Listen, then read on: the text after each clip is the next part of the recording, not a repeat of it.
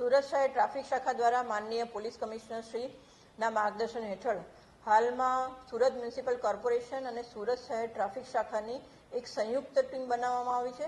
જેમાં સિગ્નલના અમલીકરણના માધ્યમથી લોકો વધુને વધુ ટ્રાફિકના નિયમોનું પાલન કરે, તેમજ ક્યાંક ને ક્યાંક અમુક જંકશનો પર જે ફરિયાદ મળી રહી હતી કે જેમાં લોકોના ટ્રાવેલિંગ ટાઈમમાં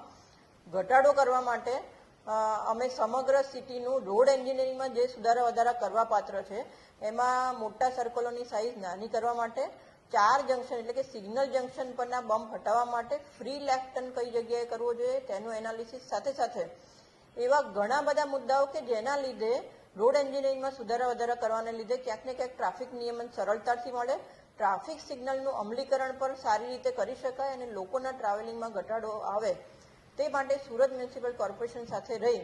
અને હાલમાં ટોટલ 26 જંકશનો પર 45થી વધારે બમ્પ એ કાઢવામાં આવ્યા છે. સાથે સાથે આજે સાયન્સ સિટી સર્કલ ખાતેનું જે જંકશન ઉપરનું સર્કલ છે એને પણ નાનું કરવાની કાર્યવાહી હાલમાં ચાલુ છે અને આવનારા દિવસોમાં 45થી વધારે જંકશનો 1 બાય 1 જે પણ ટ્રાફિક સિગ્નલને નડતરરૂપ છે અથવા તો એવા મોટા જંકશનો પર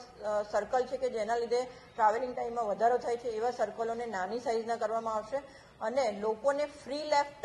એટલે કે ડાબી બાજુ એ લોકોને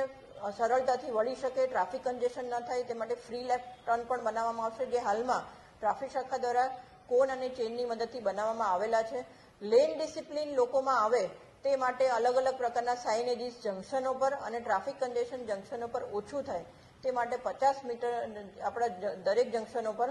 10 મીટરના આધારે એક જાહેરનામું બહાર પાડી અને નો પાર્કિંગના બોર્ડ પણ લગાડવામાં આવશે.